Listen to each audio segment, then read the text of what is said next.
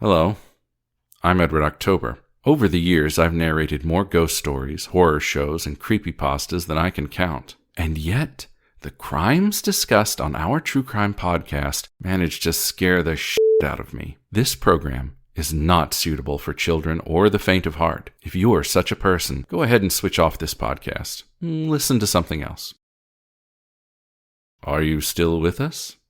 Well, we've warned you.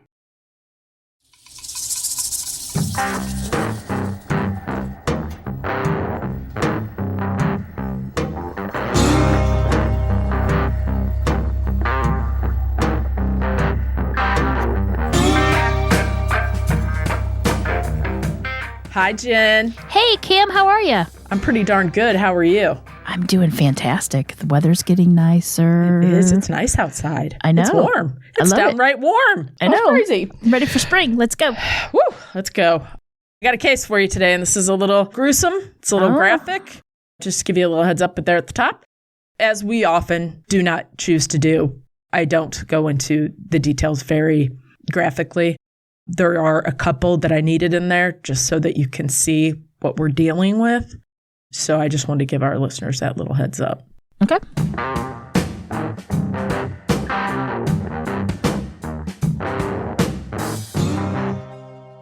Today, we are headed to North Philadelphia. It's March 25th, 1987, and police are about to enter a rundown home on North Marshall Street.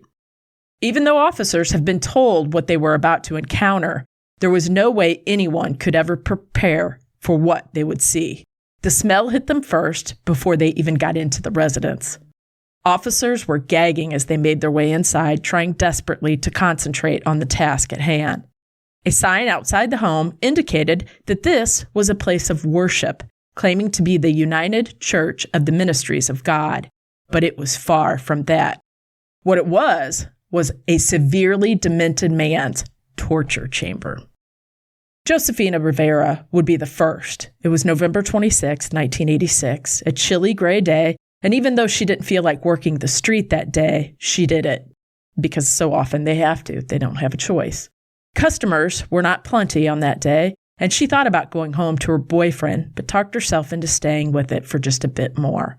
Things started to look up when a man in a car approached her. She thought this was a good sign. She might be making some money today. As the man approached, she could see that he had a beard. When he rolled the window down, he told her that his name was Gary. He asked her if she would take $20 for services. After getting into the car, the man told her that he needed to make a quick stop, which turned out to be a local McDonald's. When they left the McDonald's, he told her that they would be going to his house. Once they were inside his house, he suggested that they watch a movie, but she declined. He led her to the bedroom, where he quickly undressed. Within minutes. The transaction was complete. As she was getting dressed, she felt his hands enclose her neck and began choking her. When he let her go, he quickly handcuffed her and took her to a room in the basement. Gary had worked hard, making this room exactly how he wanted it. Chains were bolted into the walls, and in the middle was a giant hole that went deep into the ground. Gary threw her onto a filthy mattress on the floor and proceeded to place her legs and arms into metal clamps. The clamps were then attached to a metal pipe in the basement. To further make sure there was no escape, he superglued the clamps and used a hairdryer to make it dry faster. He then put his head into her lap and fell asleep. This was what he had been dreaming of, and it was all coming together, his very own sex slave. The next day, Gary went to the basement to continue working on the hole that he was making, and he wanted to make it larger. After all, there would be others joining Josefina. As he dug, he talked to her, telling her about his grand plan to have a large family. He told her that he had children, but their mothers had the children, and he never saw them. This time, he would have children, and he would guarantee that he would not lose them. He wanted to capture 10 women and have children with all of them. He then assaulted Josefina again. Poor Josefina. The first chance Josefina got, she tried to escape, but paid dearly for the attempt. She managed to get to a window and scream, hoping someone would hear her, but the only one that heard her was Gary. Gary beat Josefina severely, and he tossed her into that hole he had been digging. Hoping no one would hear her, but just in case they did, he turned on the radio at full volume. When Josephina finally woke up from the pit, she heard a woman's voice. She was hoping it was not the radio or that her mind was playing tricks on her. A quick jolt from Gary brought Josephina up from the hole. Her ears were not deceiving her. There was a woman chained to that same pipe. She was naked from the waist down, wearing only a shirt. Gary introduced the woman to Josephina. Her name was Sandra Lindsay. Sandra, a 24-year-old black woman with an intellectual disability, left to walk to the store on Black Friday and was never seen again. Now, Sandra was not a stranger to Gary, as they worked together at a local hospital that catered to children with disabilities. Gary and Sandra had become friendly, and because of this, she joined his church. Soon, she and Gary went from friends to friends with benefits, which resulted in an unwanted pregnancy that Sandra would abort. Gary was extremely upset about learning this, and, he was desperate to have babies, and that's what he wanted. And it's thought that this is why she became his second victim. Hours became weeks, and one day it became clear to Josephina that Gary would never let them go. Gary came to the basement to tell Sandra that her siblings had come looking for her, but they left thinking no one was at home. So Sandra's siblings came to that house looking for her. That's heartbreaking, because this would have prevented everything that follows had they been successful. Gary is now getting a bit nervous, and he comes up with a plan. He would have Sandra write a letter to her family informing them that she had gone away, but she'd be in touch. Sandra's mom was not buying it. She knew her daughter way too well to have this be the case, and so she continued to look for her daughter. She even went to the police and said that she believed Sandra was taken by a man named Gary and gave the officers his address. An officer went to the home, and he did knock on the door, but again, when no one answered, he dropped it and went on his way, not realizing at that very moment, 2 women were being held captive in the basement of this exact home. Isn't that shocking? He's scumbag. He actually had the number 10 picked out, right? Like he knew that it was a nice round number. Mm-hmm. He just wanted to ensure that he would have a whole bunch of kids with him. They were all going to be enslaved. At this point, basically a breeding farm is what he wanted. Yeah. He wanted a breeding farm. Yes, exactly. So at this point, Gary was amping up his abuse of the women. He kept them barely dressed so he could do what he wanted, when he wanted, anytime he wanted, literally. When he did feed them, it was not very much. If either of the women acted out, they would be beaten, placed in the hole, or made to stand with one arm chained up high in the ceiling for hours. At this point, Sandra's family is still desperately trying to find her, but they needed Gary's last name. They didn't have it. They just knew where he lived and his first name. It was suggested that they talk to an ex-boyfriend, Tony, to get Gary's last name. Now, police were able to find Tony, and they got Gary's last name. The officer plugged in his full name into the system, but nothing came up. And that's because Tony had spelled it incorrectly. If it were spelled correctly, they would have learned that Gary had done a 4-year sentence for kidnapping a black woman with an intellectual disability and then hiding her in his house. All of this, once again, could have ended here, and it would have been safe, but it didn't. No, it didn't. And Jen, let me tell you, it gets much worse. It does get much worse. It was determined that Sandra simply walked away after that letter that she was forced to write was delivered to her mother. And according to police, that's what they chose to believe, that Sandra simply just walked away from her life. Her mother knew better. Right. Mm-hmm. Mothers know. The abuse is continuing in that hellhole of a basement. While the women weren't fed often, they were at least given something to eat every once in a while. But that changed one day when Gary, who had 2 dogs named Flaky and Bear, were enjoying their canned dog food and decided he would now start feeding Josephina and Sandra dog food as well. If the woman refused Gary's request, and we know what that means, sexual request, of course, they would get a beating or be tossed into the hole. Gary came up with yet another form of torture. This is terrible. He put a giant eye hook into the ceiling. Now, the ceiling in the basement was about 7 feet tall, which is substantially taller than both women. When he determined that they had disobeyed him, one of their wrists would be placed into the handcuff and the other attached to the eye hook. They were left there until Gary decided they could come down. Neither woman dared deny Gary when he decided it was time to have sex / be assaulted. They're being assaulted. Often, it was many times a day for both victims. It was a brutal routine that Gary had established. It was almost Christmas when Gary decided he needed to find yet another woman. This would be number 3. He spent much of the day driving around looking for someone to take when he came across 19-year-old Lisa. Thinking she was a sex worker, Gary approached her and propositioned her. Insulted, Lisa snapped back and told him that she was not a working girl. Lisa was walking to her friend's house that day. Gary laughed and said he was sorry for the mistake, but you know what? I'm going to give you a ride to your friend's house to make it up to you. Lisa accepted. Gary then took her to her friend's house, so he did do that, let her pick up something, which actually was an article of clothing that she had left there, and he waited for her outside because, he's going to give her a ride back home now because, he's a nice guy.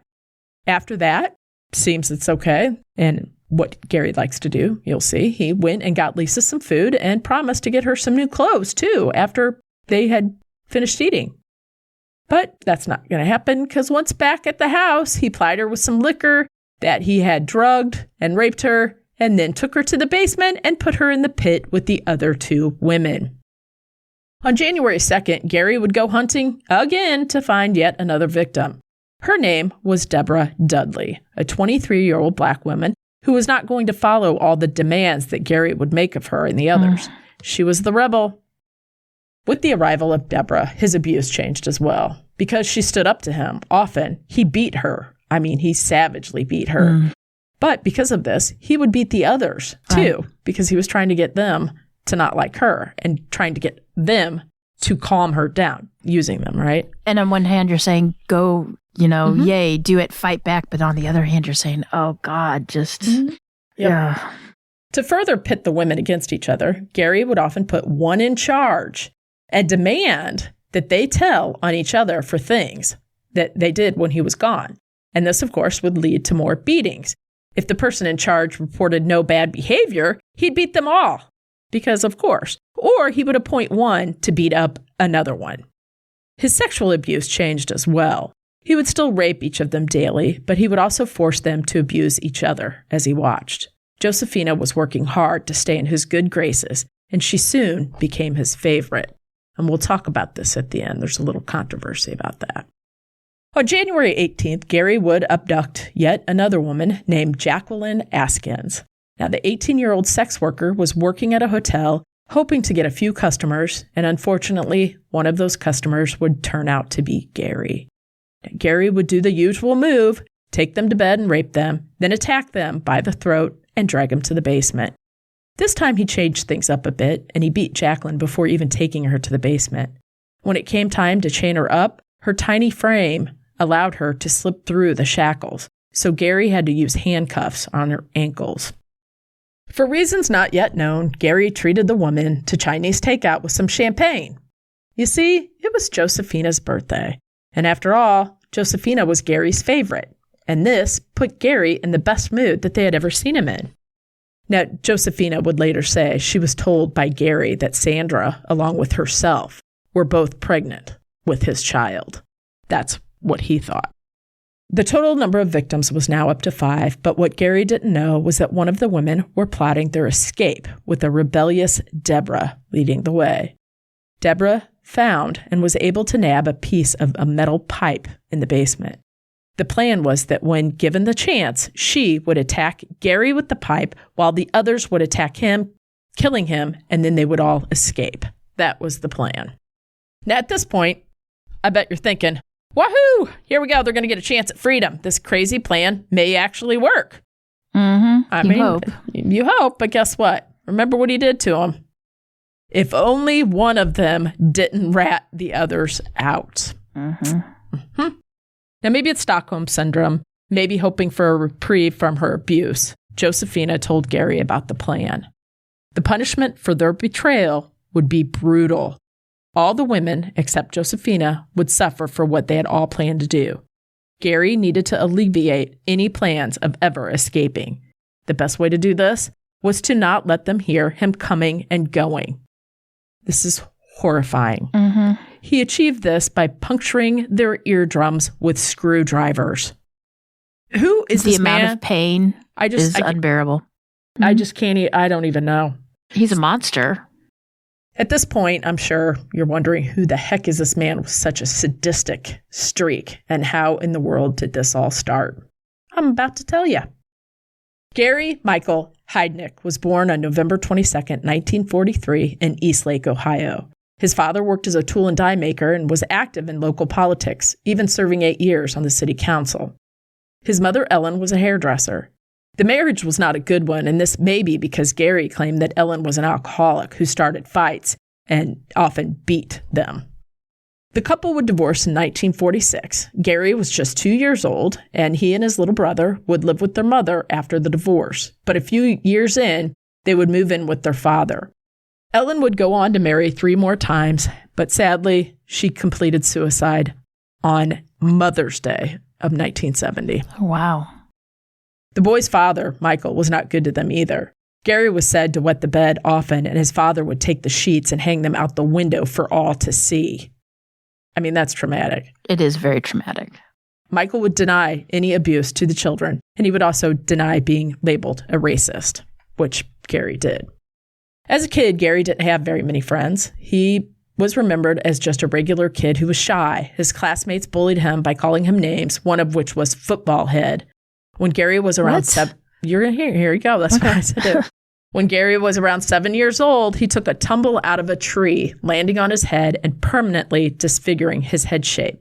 You know my thoughts on head injuries and violent behaviors. I've said this a million times on the show. And guess what?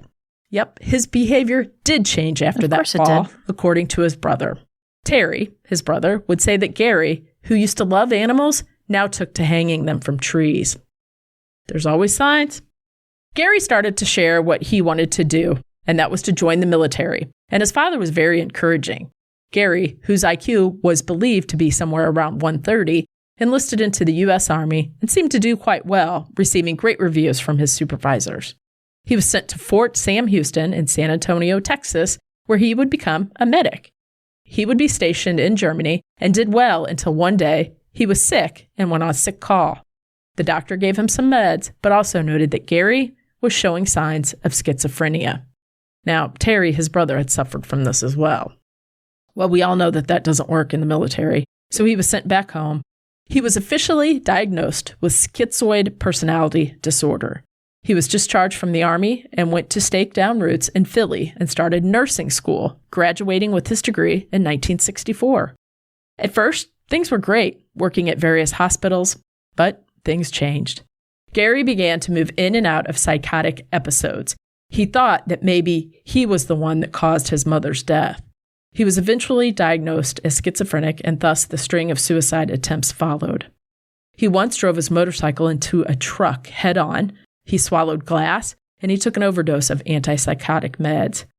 This also would begin his many trips and stays into many mental hospitals.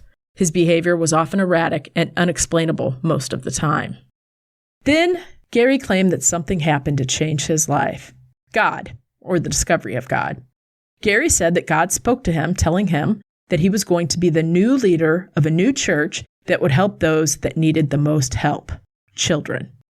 Also, Gary was going to be bishop of the church. So Gary here is going to be the founder. Bishop? Yeah, kind of, What's his fascination with kids? He wanted to help those that can't help themselves, basically. It doesn't matter. He doesn't help them. I know, but straight to the chase there. Because that looks good on paper when you're trying to get members. And then he wants all these kids around him. Mm-hmm. Yeah, so I just wondered if there was any kind of... Yeah, no, that's such a Midwest thing. It really is. It is. No. Gary would be the founder, and he would also have his brother along for the ride. Also on board was a woman named Dorothy Mae Knight, an intellectually disturbed Black woman with whom Gary was living with at the time. Since Gary created the church, that means that Gary also created the rules, Jen. For instance, now under the bizarre bylaws that Gary drew up himself, the church would be governed by a bishop appointed for life. Bishop Heidnik would have the final word on all secular matters.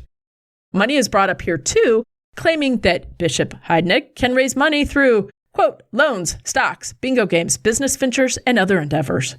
Oh, well, thank God bingo games are included. Yeah, it's going to be a church, so it makes sense, I guess. So he is a bishop and he has a church. What's next? Well, that's right, Jen. He goes and buys an altar that he sets up in his house to present his sermons from to the men and women who come to the church, who, by the way, all have some sort of intellectual disability. Gary got an apartment with a black woman named Anjanette Davidson, whose IQ was around 49. She was illiterate.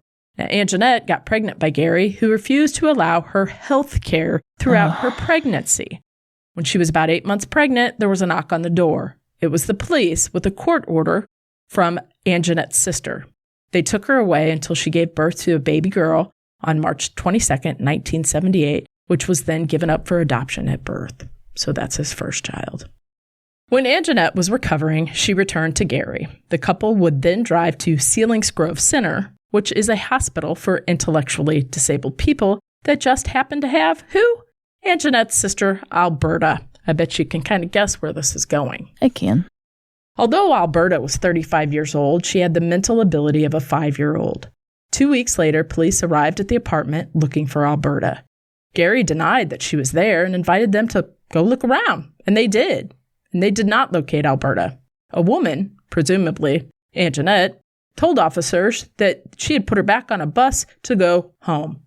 The following day, they came back, and this time, they located Alberta hiding in the house. See, this time the police did their due diligence. Why didn't they do that earlier? Mm-hmm. Alberta was taken to the hospital and underwent an exam. They discovered recent sexual activity. They also swabbed her mouth, and it came back that she had gonorrhea in her throat. Gary Heidnik was arrested and charged with a litany of crimes, including kidnapping, rape, involuntary deviant sexual intercourse, false imprisonment, and much more. The judge in the case demanded a psych eval, and the doctor determined that Gary would do this type of thing again. The signs were there. And he should have been put away. Sure should have. Due to the mental capacity of Alberta, it was determined that she was not reliable enough to testify. The biggest of the charges were dropped, with only unlawful restraint, interfering with the custody of a committed person, and recklessly endangering another person stuck. Gary would receive the maximum for his crimes and would serve 3 to 7 years in the state of Pennsylvania. Gary was sent to Graterford and would remain there for just over 4 years before being released. Gary, at this time, is now 39, and he returned to his home in Philly, where he had now bought this infamous house on Marshall Street. It was at this time that he meets Tony Brown, and that is the man that would introduce Gary to Sandra. Tony was Sandra's boyfriend, if you remember from earlier. Also, he was introduced to a lot of women that he would end up taking advantage of in his home. He would follow the same pattern. He would befriend them. They were all intellectually disabled black women, take them to McDonald's for food, and then to his house where he would abuse them. And keep them. While he was sexually assaulting a bevy of different women, Gary wanted more. He wanted a wife. Now, not just any wife, mind you, Jen. He wanted an Asian virgin. What? He signed up with an agency to find himself a mail-order bride.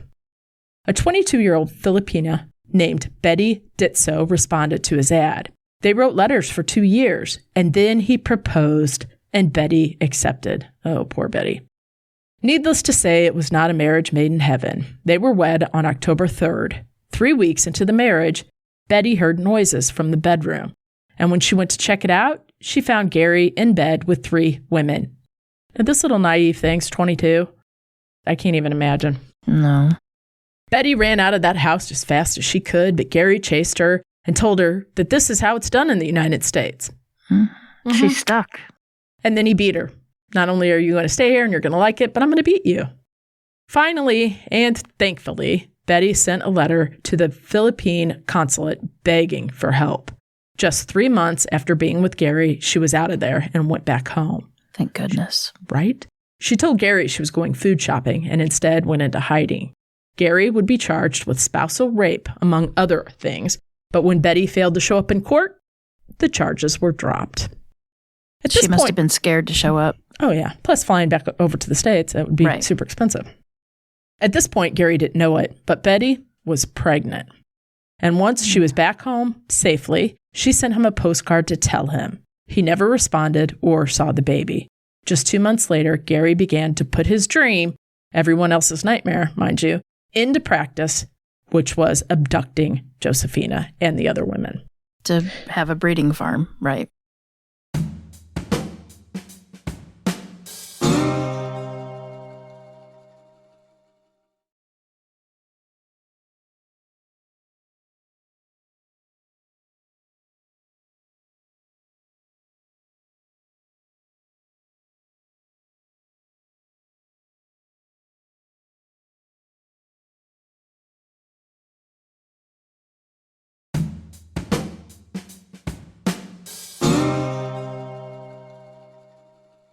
So this brings us up to the current date of February 1987, and Gary's second victim, Sandra, is not doing well. Gary comes into the basement to discover that Sandra has moved the piece of plywood off the pit, which greatly angered Gary. He beat Sandra severely and then handcuffed her to the ceiling and forced her to remain there until he decided it was time. This would take place over several days. Sandra quit eating, but Gary would force food into her mouth. After days of hanging there, Sandra was running a high fever and vomiting. Sandra then finally lost consciousness. Gary tossed her into the pit and claimed she was just faking it. When he returned a few hours later, Sandra was dead. Gary took her body upstairs, and moments later, they heard what sounded like an electric saw. The horror of what Gary did soon became reality when one of his dogs walked into the basement with the body part in its mouth and proceeded to eat it in front of the captives. I wonder if he sent the dog in there to do that. I'm sure he did. Yeah. I'm sure he did.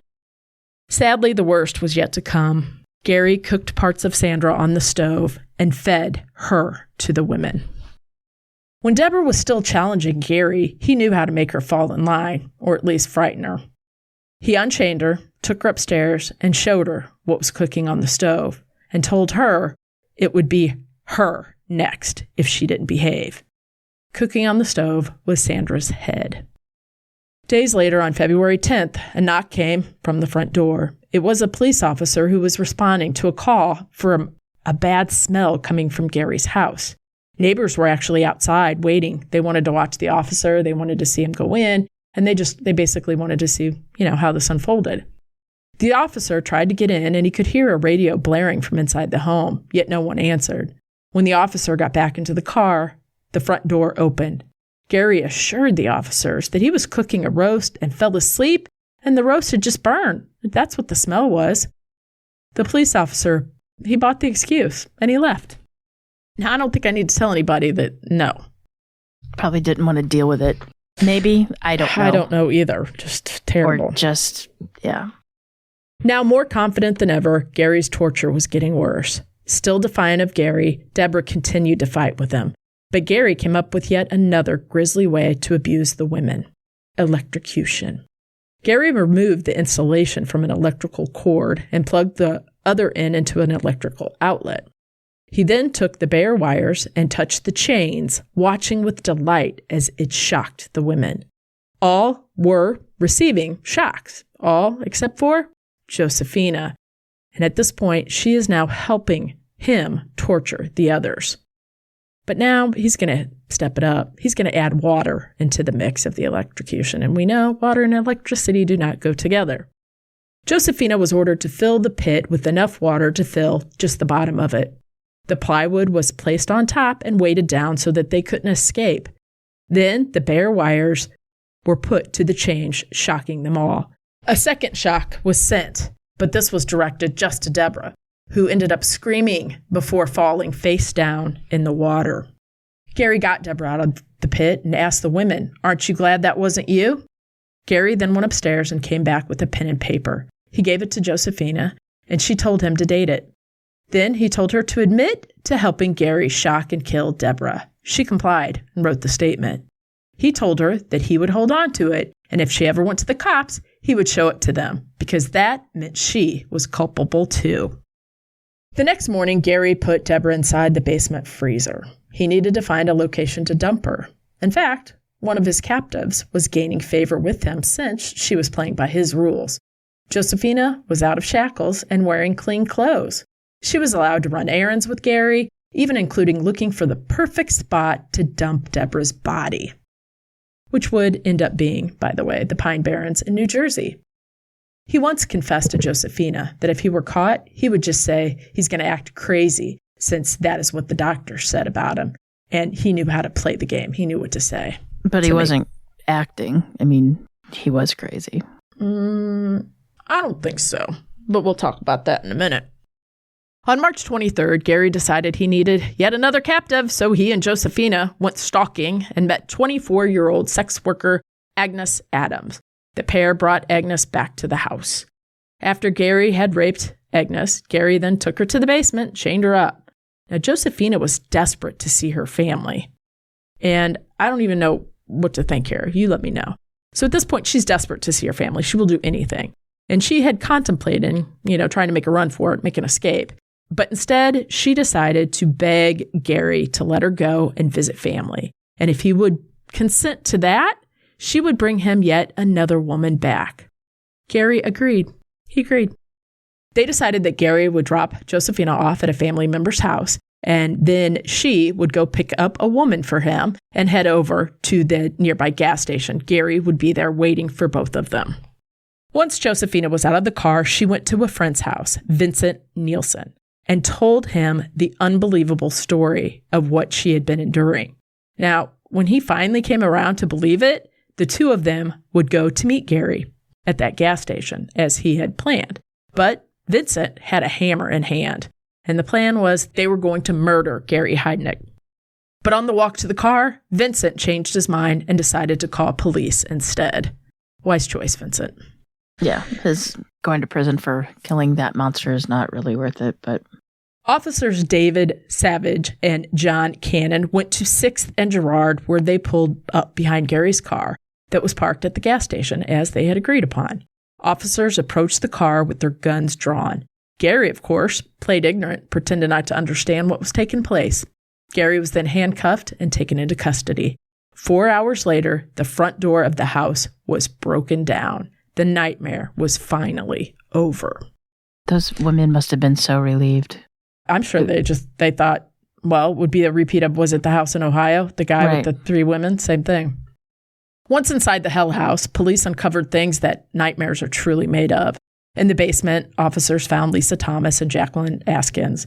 They were both naked from the waist down and attached to a pipe and bound to each other by heavy metal chains with clamps around their ankles. The officers uncovered a 4-foot-deep pit that had been covered by a large piece of plywood. Inside was a nude Agnes Adams. In the kitchen sink, the drain was clogged with pieces of what looked like human flesh. Inside of the refrigerator, there was a trash bag that held 2 handless forearms. In the freezer, there were even more body parts. On the stove was a cooking pot that had bones in it, with more flesh on the floor. Police would collect 24 pounds of bones and human flesh, which would turn out to be 24-year-old Sandra Lindsay. The following day, Josephina would tell officers about Deborah and take them to where Gary had left her body. On Monday, June 20th, 1988, Gary Heidnik went to court where he faced many charges, including first-degree murder, rape, kidnapping, aggravated assault, involuntary deviant sexual intercourse, indecent exposure, false imprisonment, unlawful restraint, simple assault, making terrorist threats, recklessly endangering another person, indecent assault, criminal solicitation, and possession and abuse of a corpse. Is that all? Yeah, right? District Attorney Ronald Castile wanted the death penalty for this case, and he put Charles Gallagher on the case. The media, as you know, they just went crazy with this case due to the gruesome and unbelievable details.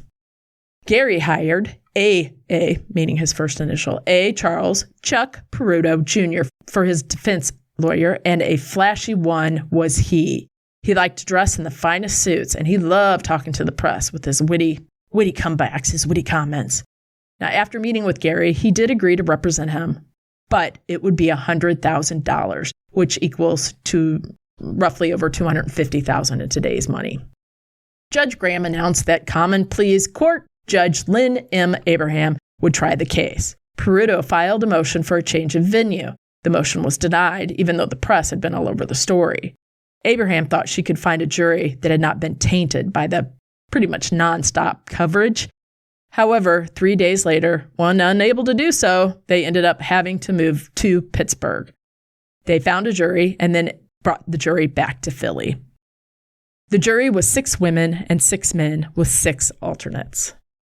The trial began a week later with Gallagher concentrating on the details of what Gary Heidnik did to his captives with graphic detail, claiming that Gary did it all, quote, in a methodical and systematic way, and he concealed them in a methodical and systematic way. He knew exactly what he was doing, and he knew it was wrong.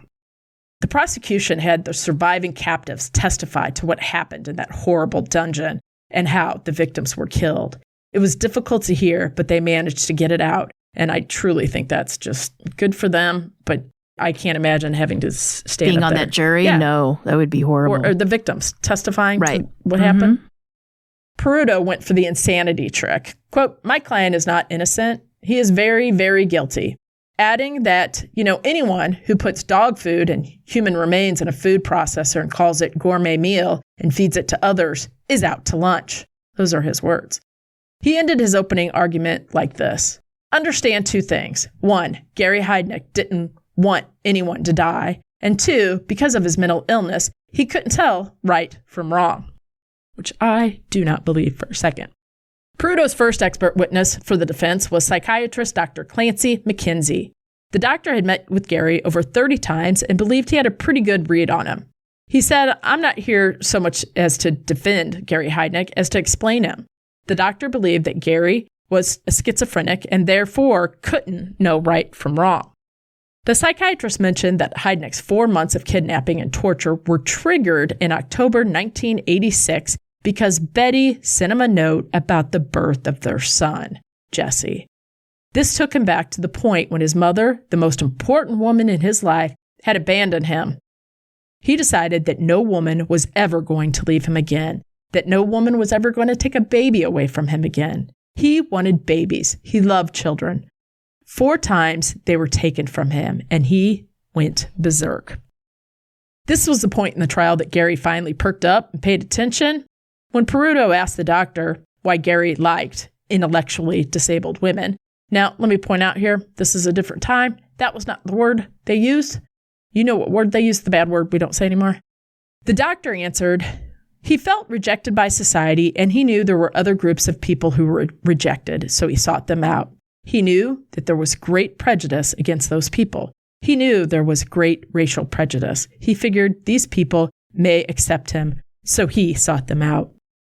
Do you know why Gary Heidnik put body parts in the freezer? The psychiatrist asked himself. He was planning to start the babies, once they were off the breast, on human flesh. That's right.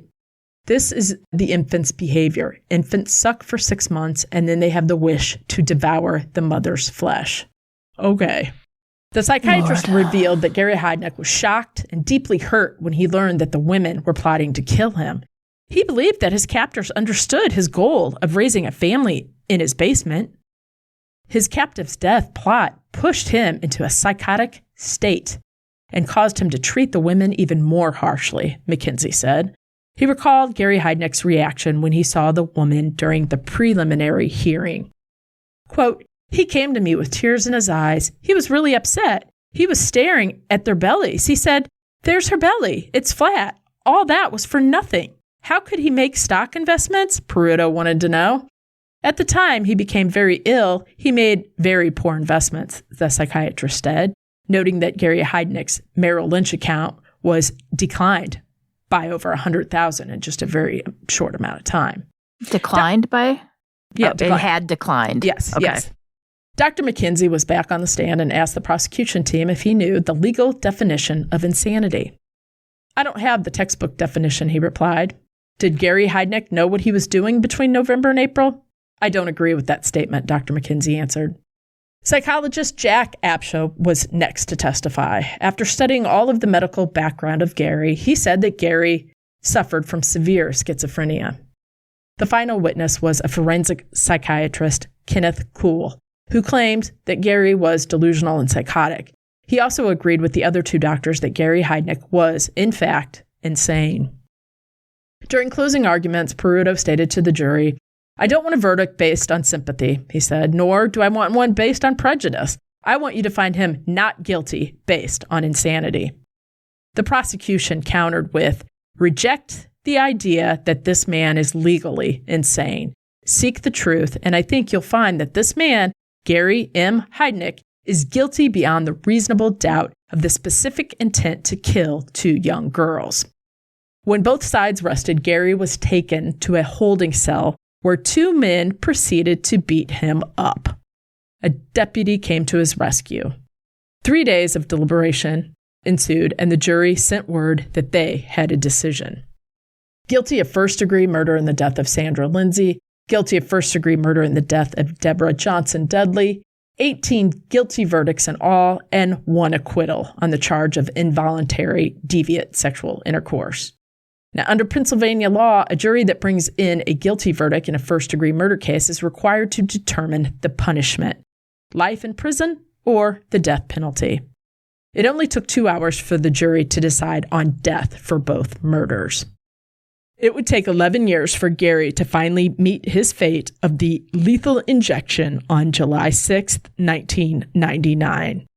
After his death, the IRS swooped in and took most of Gary Heidnik's money, but the surviving women and the next of kin of those 2 who had perished on Marshall Street each received $32,000 from his assets. Gary Heidnik's body was claimed by his daughter and cremated. His ashes were reportedly scattered over Niagara Falls. Now, I didn't include in the story, but it's important to mention here. He was very smart. You know, he had a nursing degree. He was in the Army, but he also played the stock market. He also invested. He had quite a bit of money. And that, I don't believe he was insane. That's my whole point to that. But that's where he got all his money. And you don't think he was insane? But like the military hospital claimed that he was insane. No, I think he had a mental illness, but I think he knew what he was doing was wrong. Oh, got you. Okay. I think he was a sane man that did insane acts. And I do believe my good buddy John Douglas thinks the same thing. Yeah. Because I just don't, it was too brutal and it gained brutality as it went, the acts. So I think he knew what he was doing.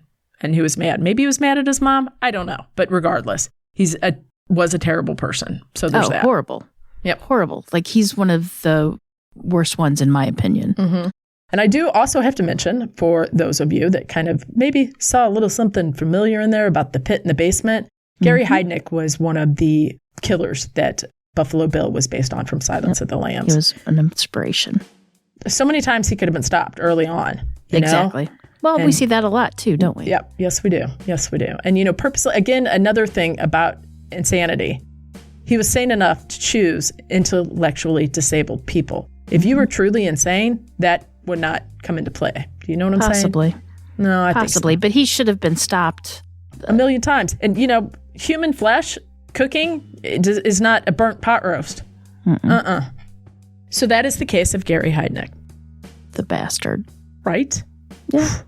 Right where it belongs. The other thing that I wanted to say, there is some controversy, I guess, centered around Josephina, because a lot of people felt that she could have saved them earlier on, because she got in his good graces. She was out and about running errands with them. Self-preservation. And that's the thing. It goes either way. It's like, which way are you going to do? And in that situation. I mean, people are correct. She probably could have helped saved the others, but you don't know what you're going to do in that situation. So I have no ill feelings towards that. You know what I mean? Mm-hmm. She did what she had to do for her to survive. Yeah, I agree. But then the one thing that got me, why would she rat out the women? They could have all escaped. All they would have had to do was turn on him. And they could that's true, but she wanted to get in his good graces. Mm-hmm. Like, look what she got for that. Mm-hmm. She got to get out of the basement. And food. Exactly. Mm-hmm. Self-preservation. It's terrible. Ooh. Not saying it's wrong, not saying it's right. She just did what she did to survive, I guess. Exactly. Yeah. And she didn't want to get beat. She didn't want to hang from the ceiling. For hours and days, I can't even imagine. The pain would be unbearable. Yeah, it was. And you'd lose feeling in your hands. Your shoulders would probably be dislocated. Mm-hmm. It'd be brutal. It would be brutal. And freezing and cold and damp. It's a basement, Yeah. And you're Plus, I do apologize with the graphic details, but the ones that I left in, I just wanted, it was important. Like, I feel it was important to hear that, that he equated those women as a dog. He didn't, it's just, yeah. They were basically cattle that he just wanted. Yeah, it was terrible. Babies from. Like I said, a breeding farm. Yeah, he didn't care about them. He just wanted the end results. Mm-hmm. Yep. And that's another part of the thing that I think is interesting. And this goes back to, I didn't say it on here, but thinking about it out loud now. What's a good way to avoid paying taxes? Establish your own church, right? Mm-hmm. So that's what he did. And that tells me too, because he played the stock market. He had stocks and bonds and all kinds of money and savings. So he wanted to keep that. So he does that. Yeah. But that's also a way to get, people in. They're seeking help. They need help. They go to God. They go to church. And he knew that. So all of that. And you said that they were all. Yeah. Yeah. Down on their luck, pretty much, and intellectually disabled. Easy to manipulate. Mm-hmm. Get what he needs from them. Sandra Lindsay, who dated Tony, and she was intellectually disabled. They all worked at a hospital together, and that's kind of how they all knew each other. The whole thing's weird. Like Tony would come over there, and it's just, I don't know. I'm going to put everything in the show notes. Tony would come over there, what? I think they would take advantage of Sandra's mental capacity. Let's just leave it at that. So he would come over and they would rape her. Yeah, but he dated her. He dated her too, but still, I think, yeah. Yes, yeah. So there's a lot. So what happened to him? She would have sex with both Gary and Tony. And she did sex. It was sex at first, because it was. So it was consensual sex? Yes. Okay. Yeah, at first. Yeah. Okay. Because she had been boyfriend, girlfriend with Tony. Right. And then became quote unquote boyfriend. And then as we all know, no means no. Yes. And you can't cross that boundary. Right. Yeah. So. Got you. Well, that is the case of that terrible, terrible person who Buffalo Bill from Silence of the Lambs is based on. Him and Ed Gein and Norman Bates. Yes, Norman Bates. That's it. Thank you. Yep. Yeah. Except he wasn't real. No, he wasn't, but neither was Buffalo Bill. So there you go. And it's terrible. When I looked it up, it said Leatherface too, which makes sense because Buffalo Bill was trying to make the woman's suit. Mm-hmm. Yep. There you have it, Jen. That's all I got. Well, thanks. He's gross. Right where he needs to be. Thanks. He's gross. Yes, he is. He's like I said before, he's one of the worst ones for me. And it's just because the lack of empathy and torture. And I got most of this off of, it was a book. It'll be linked in the show notes. Yes, there you go. Because it goes into way more detail and stuff than I care to say. Hey, Jen, I have a great idea. What's that? Why don't we go on vacation to Europe and invite all our listeners to come with? I think that's a great idea. I do too. I think. So much so, we already did it. We are going to Europe, not this summer, mind you, next June 2025. Not this June, next June 2025. Like in 14, 15 months. Right? Yes, right. We are going from June 13th till June 22nd. We will be going and landing in Edinburgh. Then we're going to move on over to York. And then we're going to finally swing by good old cheery London. And then we will be headed back home. But we already have several of our listeners signed up. And, if you're solo, there's other solo travelers that are going to be on the trip. They're just coming by themselves. But here's the thing. This is what, I said to Jen. We already all have one thing in common. Right. And that is this podcast and listening to podcasts and mysteries and things like that. That's what we're going to do over there. And we're going to have instant friends. We're going to have a little busload of new besties is what it is. Right. And there's still, at this point, there's still seats available. They are filling up. I'm so happy to say that. And there are a few free tickets left to go on the Jack the Ripper tour with us. So you might want to book quickly to get that done. If you're flying in from another country, not everybody's from the United States that are coming up. There's a few from Australia that are flying in. You can still book through the travel site. You will need to contact them personally, and they can help you set everything up. It might be hard to book online, but if you go to that little green button on the bottom of the itinerary, it says chat with us. You click that, they will help you do everything. And if you're having problems with that, let us know and we will get it taken care of. And everybody's welcome, from Australia to Canada to South Uruguay Africa, to everywhere. Wherever.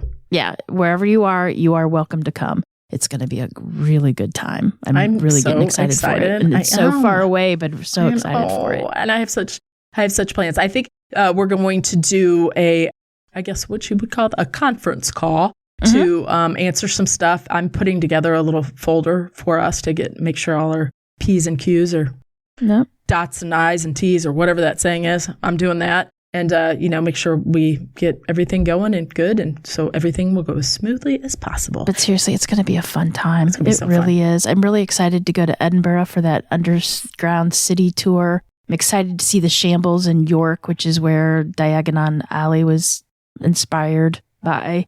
And then, of course, the Tower of London. My gosh, I cannot wait for the Tower of London. Anyway, yes, you can find it on our website, all the information on ourtruecrimepodcast.com. We'll have all that information. You can email us at ourtruecrimepodcast@gmail.com. You can get us through Twitter, or I guess it's X now, and Instagram, wherever. Any questions, let us know. It's going to be fun. Jennifer has never met somebody that she cannot talk to for 5 hours straight. I swear to you. I love people. I do. I love learning all about. You will see. Okay? Because people, it's something. Jen can make a best friend in the elevator. Well, you can. And I've always said if Jennifer would talk to a brick, if she thought that there was a chance it might talk back. And I swear to you, that's the truth. People are interesting. I love them. All right. Speaking of playing, remember, lock your doors. Keep passing by those open windows. Bye-bye. Love ya.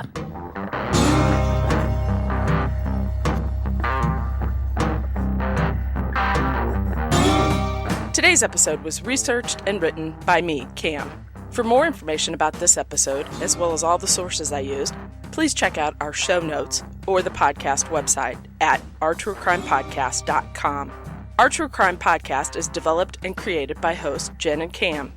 Original music and audio mix of all our True Crime Podcast episodes is courtesy of Nico Vertesi from We Talk of Dreams. Listener discretion is provided by Edward October from Octoberpod VHS. Our True Crime Podcast is executive produced by Nico Vertesi and Dick Vane. Make sure to like and subscribe to Our True Crime Podcast wherever you listen to your podcast. We can be reached on Instagram and Facebook at Our True Crime Podcast or on Twitter at Our True Crime Pod. You can email us at ourtruecrimepodcast@gmail.com. If you really like the show, make sure to check out our Patreon at Our True Crime Podcast. Our True Crime Podcast is an OTC production.